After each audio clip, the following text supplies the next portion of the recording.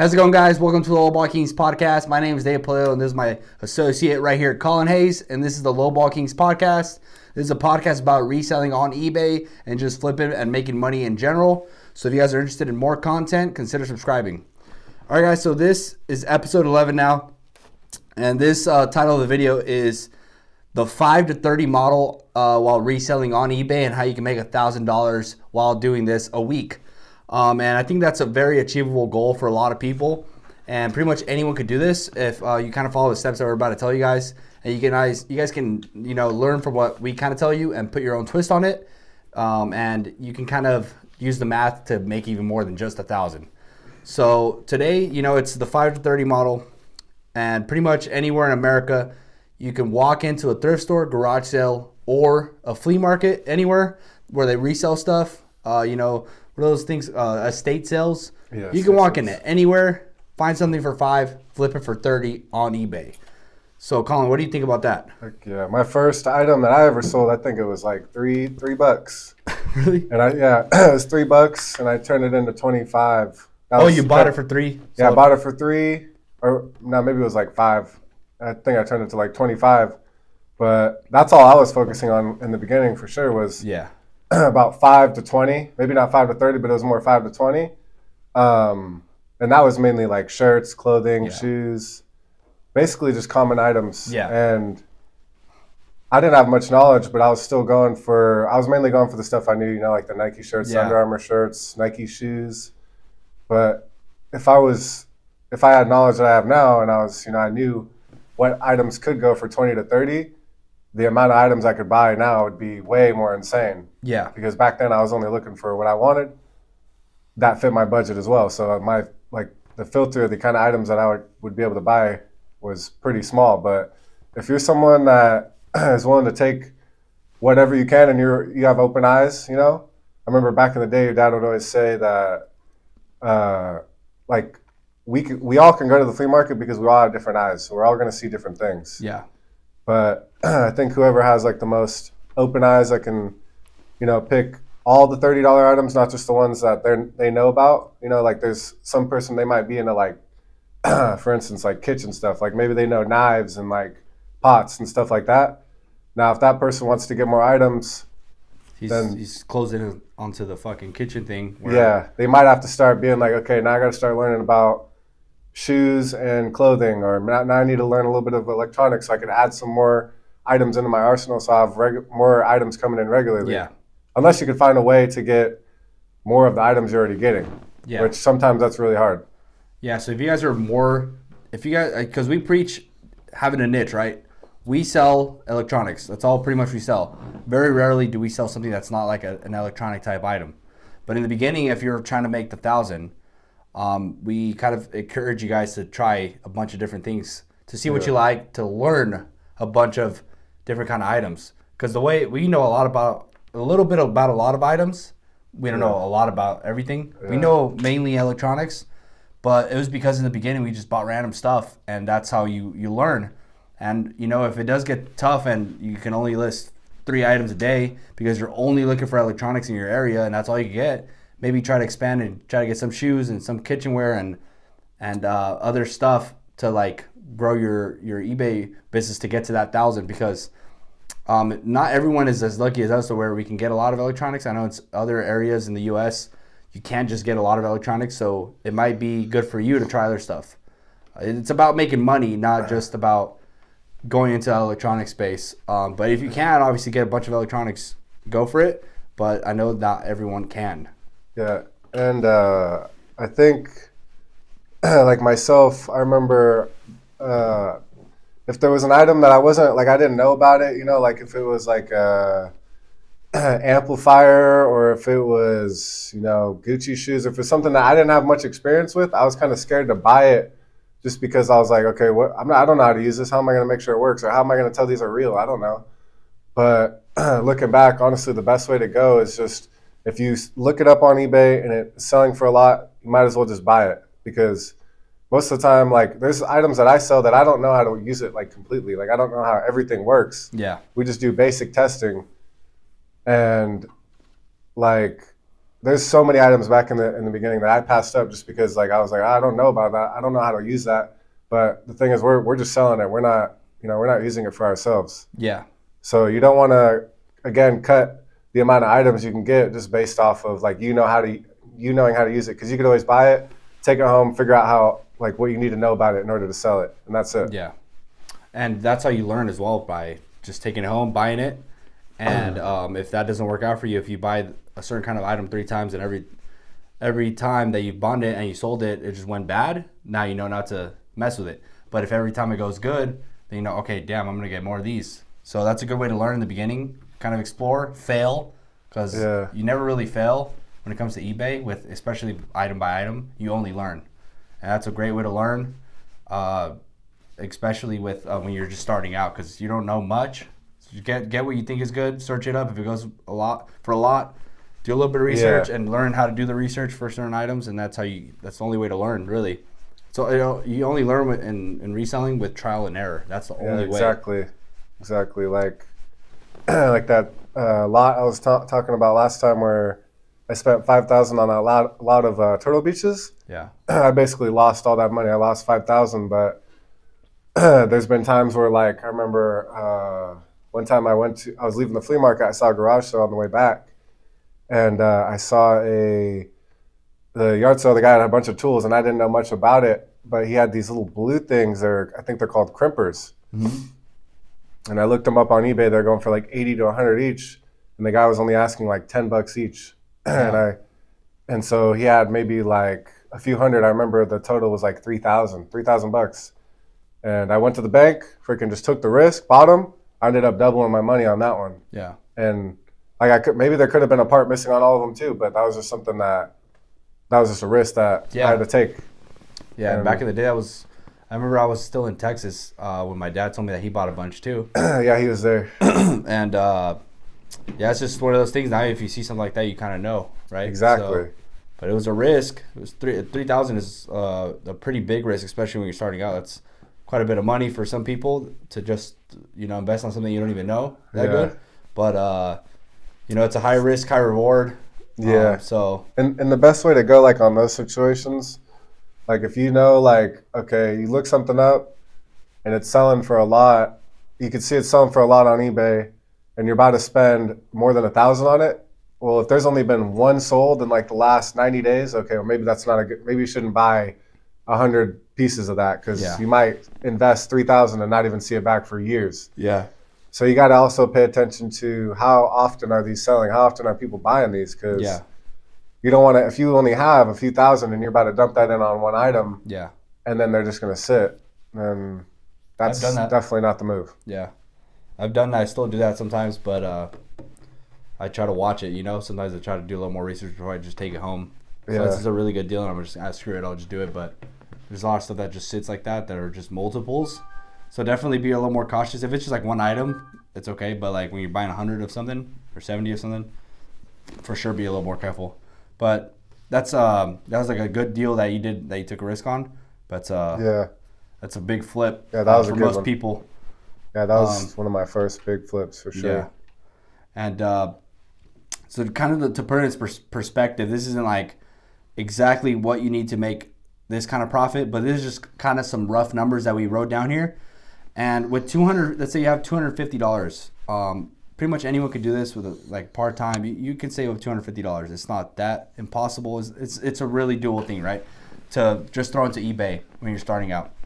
You have $250 and you try to get about it's with $500 you can buy about 100 items, right? Let's say if you sell those, you post those 100 items throughout the whole week.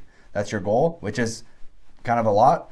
But when you post 100, more than likely you're going to sell about 50 if it's decent product that sells, decently throughout the last 90 days. You can check on eBay, and obviously, like on our personal YouTube channels, we explained that a little better. But let's say with $500, you buy about 100 items, $5 each, right? With that example. But obviously, sometimes you can find something for $1 or $3. Sometimes it's $10, but it's still worth it, Yeah, So we're not limiting you guys to just look for only $5 items, but that's just for the example that we're using, right? With $500, you can buy 100 items, but more than likely you're going to sell 50 within that week if you post 100. Around there, 40 to 50.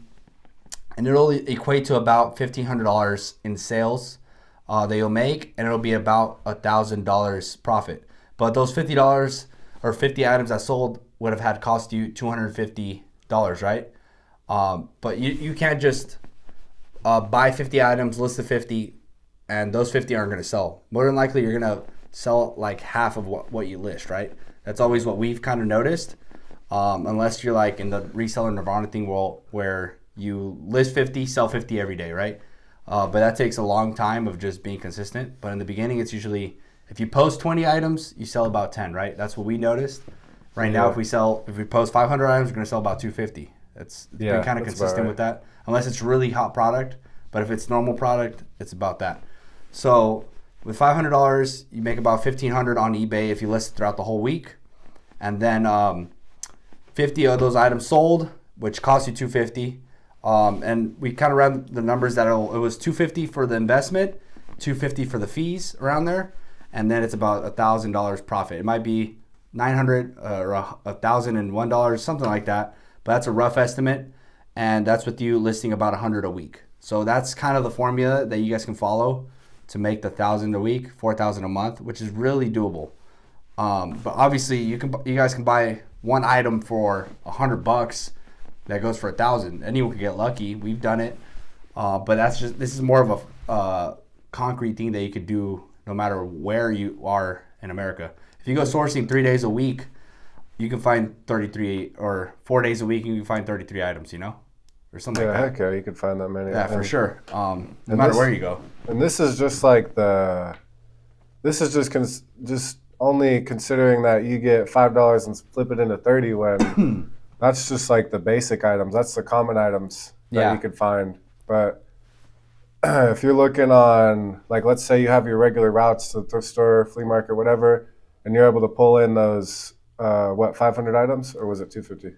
Or it was 100 items. 100 items. You pull in your 100 items for the week, going on your regular routes, and then if you add in looking on, let's say, Facebook OfferUp, and now you're looking for bangers only on there, you add that on top of what you normally do, I don't see why you can't find a few extra couple $100 items doing that on the side too. Even while you're looking, you're definitely, if you're out there looking, you're gonna literally run into a couple items that are 200, 300, 180, and those really make the difference. But these are literally just examples that we're putting from the 5 to 30 model. But obviously, while you're out there, you guys can literally find some $1,000 items, $500 items, $300 items. And that goes with the 70-30 rule. That's literally what we've pretty much follow and preach, which is basically 70% of your store is made up of these $5 to $30 items, or 2 to 25, or 3 to 25, something like that. Those lower end, anywhere from $20 to $30 average sale price is 70% of your store. And then 30% of your store are the bangers, the 100, the 200, the 300, the 1,000, the 700. That's the small part of your store because it's so much harder to find those kind of items than it is to find these, right? So that's why it's 70% of your store. But if you guys follow that model, it's just so good. Yeah, the reason you want to follow that model is because a lot of resellers are looking for one-off items. That one item you find one time, and then you might not find it again for 6 months, a year, or more.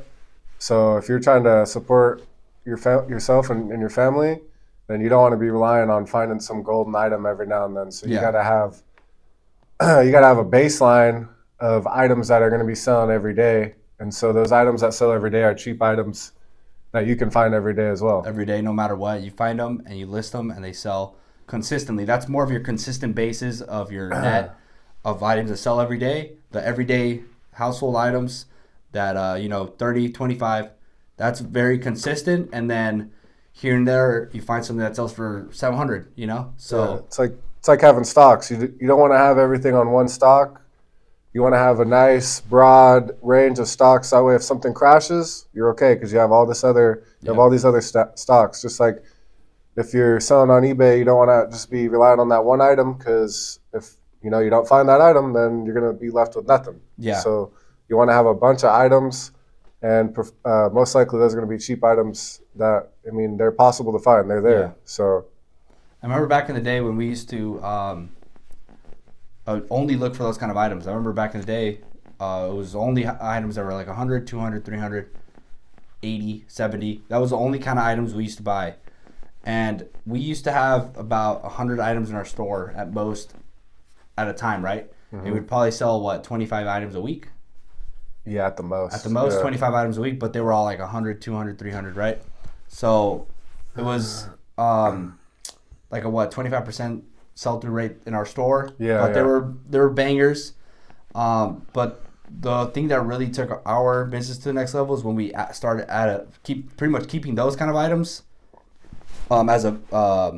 because the same amount of items that we got that were hitters, we kept getting those same kind of items, but then we added, we added those common items. Because I remember back in the day, I used to see a little camera, $25. I'm not gonna list that. I used to throw bags full of stuff to the side that I wouldn't list, and if it wasn't 40, I wouldn't list it. Yeah, I wouldn't even consider it. Because also when we started doing, not only are you making more money and you're making it so, like, on a rainy day when you don't sell those big items, you're still going to sell some small items. Yeah. But you're also getting way more points in the algorithm when you're posting up all those items, because every time you list those items, those common items, you're getting more people, more impressions on your page. Yeah. Like, I'd say back in those days, I was only getting, a few 100,000 impressions per month. Right now I'm at 58 million impressions. And that's posting like 60 to 70 a day. It's not insane. Yeah. But I mean, that's pretty good amount of impressions. That's insane, yeah. So yeah, I'm like at 40 million or something like that. But back in the day, I don't even think it even showed us our impressions, but I know for a fact it would not be the same. And obviously our sales would not be the same if we only focus on the monster items. But yeah, I think it's a good idea to get whatever you can. But most of the time, whatever you can is going to equal out to that 70-30. That's just what we've noticed that with other people as well. Yeah. That even without trying to follow that, but you're just getting good profitable items, it's going to equal out to about that. Because it's not normal to find those monster items, and it's way more common to find the everyday household, common items that people just buy every day. And the other day at the flea market, someone had gone up to me from YouTube actually, and I was actually pretty shocked. I was just looking at clothing, and I just went to walk around, right? But eBay is kind of funny because, he told me that he was making about $5,000 a month from eBay, and that he was like disabled, and so he was doing eBay to make some extra income, but then he found the YouTube, so he realized that he said he was making like the most money he had made, even when he was like completely healthy, and I was just doing it, here and there, and he said, "Hey, what can I do to double up?" And I told him, in my head, I was like, double the listings, right? Yeah. But I was like, well, how many items do you list right now? He said 7 a day, like 7 a day. Okay. Yeah. And I was like, dude, you're making 5,000 in sales, listing 7 a day. I was like, why don't you try to listen 30? Yeah, literally. Yeah, and he was like, yeah, dude. I was like, if you list 30 with the same kind of product, maybe add a few cheaper items to get to that 30, you're gonna pass 10 in no time. He's like, yeah, didn't you think of that? I'm like, yeah, it's really just. It's the same formula. Yeah, like with Matthew, the last episode that we did with him, I was like, okay, what if you double the listings? It's not gonna be double the amount of listings. It's not going to be exact to where you double your amount of sales. Yeah. But it's going to be more for sure. Yeah. The number of listings is just a good metric to go off to measure about how much you're going to make. You can see how many listings you do right now and how much do you make. And if you double that, you should make double, or you should make somewhere in the ballpark of double. Yeah. I think if you triple your listings of what you're doing now, you're going to more than likely double. Yeah, exactly. You know what I mean? Yeah. And if you do it 6 times, you might only triple. Yeah. It doesn't go like double listings. It doesn't go like that. Yeah. But you gotta always do a little bit more to get that extra boost. Yeah. But there's no shortcut. There's no secret formula. It's literally all you gotta do is look at what you're doing right now, And whatever you want, if that's double, then that means you need to probably do double or triple. Yeah, more than likely triple. Yeah, more. Because Yeah, for some reason, you only sell a certain amount of the stuff that's in your store. Yeah. Because I thought my idea was, okay, I was like at 2,000-3,000 items. I was like, okay, what if I get to like 10,000 items and go from listing, I don't know, I was listing like 25 items a day to listing like 120 a day. I was like, oh, I should make, I think I was like at 20,000 a month, listing like 25, 30 a day. I was like, okay, what if I get to 4 times more or 5 times more items in my store, listing almost 5 times more? I'm going to fucking start making like 80K a month or something like that. Yeah. And that wasn't the case. I literally pretty much almost tripled, but I did like 6 times more work, right? Yeah. So it's not always like that. It's not like that with eBay where you just explode completely, which it did explode, but it was just way more work, you know? Yeah. And that's the thing too, is like, for instance, I got 10,000 items in my store right now, which means I have a lot of items available, which means I should make more sales than someone with like, let's say 2,000-3,000 items. But the moment that I stop listing for a couple days, my sales will tank no matter what. Yeah. Even though I'm only posting 50, 60, 70 a day out of my entire store of 10,000 items, once I stop putting those in, somehow eBay just cuts it. Yeah. Quick. So that's another reason why you want to have that 70% of those common items, low price items, is because you're going to always be able to find them, and you want those always going in. Always going in for the algorithm points, because that's just going to keep your store going. Yeah. I remember when I was at 16,000 items, I stopped having like the 3 workers I had, and I was like, okay, I'm just start doing everything myself. And it literally just they completely shut your sales down. You think, okay, 16,000 items, I can still sell my 80 a day, 80 items a day. Hell no, it went down to like 15. Damn. Just because they want you pushing it. Yeah, they want you. Doesn't matter how many items you have, because you can have 200 items in your store right now, but you can be making 30,000 a month. Honestly, like it depends what kind of product, obviously, but it doesn't really matter how big your store is. It just really matters how consistent you're listing in that month and what kind of items you're posting in that month.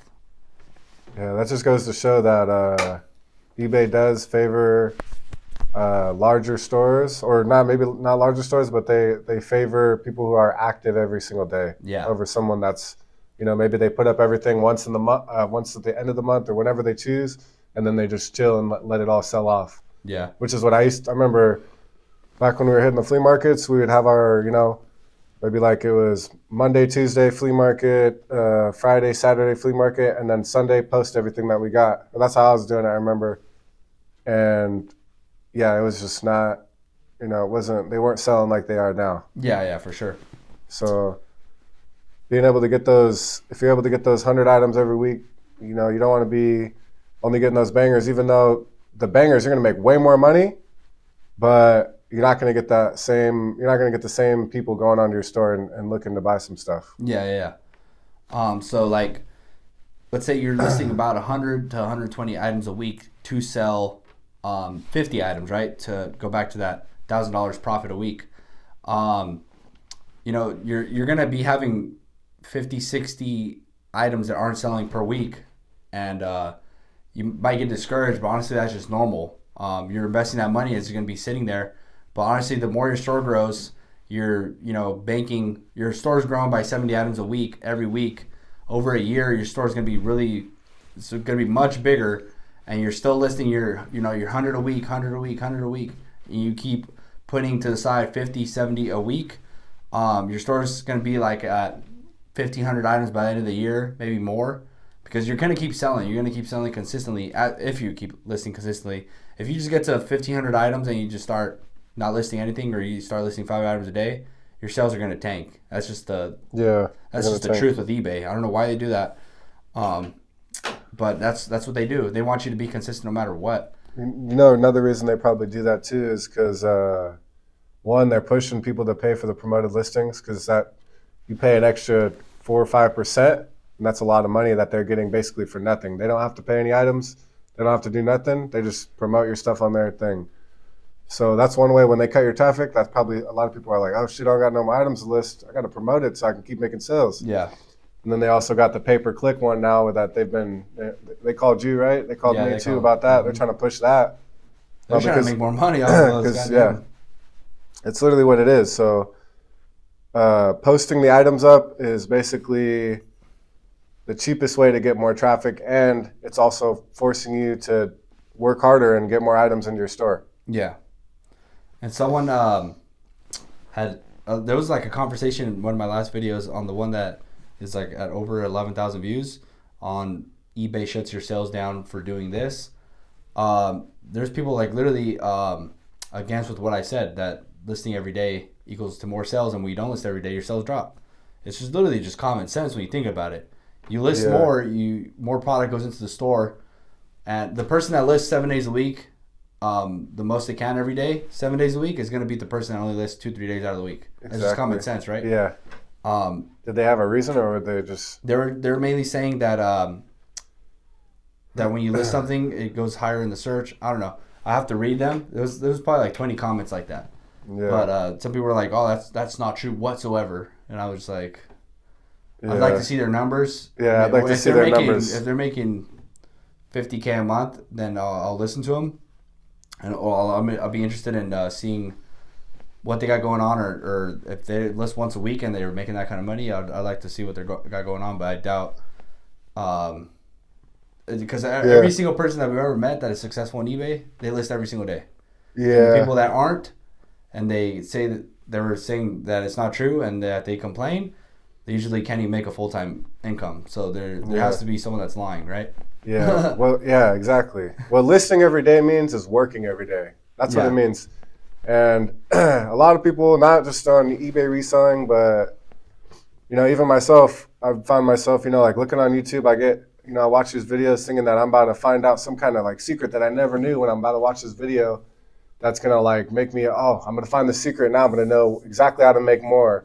But in reality, it's just the basics, and it just comes down to working more. Like you're not going to find a bunch of high ticket items regularly. That's just not, unless you get lucky, that's just not going to happen. So really the only way to do this consistently and make it a business is just by finding the common items and adding those to your store on side of the rare ones you find. Yeah. And that's just the hard work. It's hard work. Yeah, it's just being consistent and working hard, finding items every day, listing them every day, and shipping every day. And when we say we list every day, we're not sitting in front of a desk and listing 7 days out of the week. We actually, honestly, we work really hard, but honestly, we don't push ourselves to the point where we don't have a life, right? We still have. We played golf this week. We went bowling. We played ping pong the other night, right? Yeah. Which I beat Colin, by the way. So. Yeah. No, but we have a very normal life. It's just we structured it to where we can work every day. We have helpers that list for us Monday through Friday, and we put stuff into the draft bank. It's very important to have a draft bank so you can have a normal life, right?